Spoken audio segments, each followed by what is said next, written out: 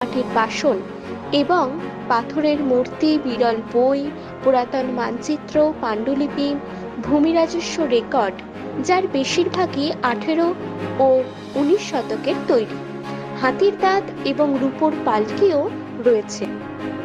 প্যালেসের ঠিক উল্টো দিকে এই ইমামবাড়াটি হলো নিজামাত ইমামবাড়া।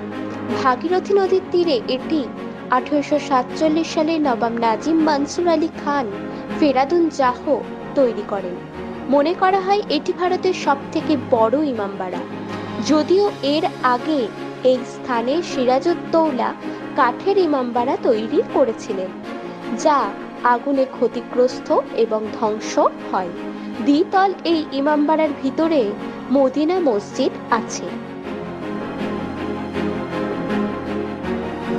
প্যালেস গার্ডেনের মাঝে এটি হলো নবাব সিরাজউদ্দৌলা নির্মিত মদিনা মসজিদ।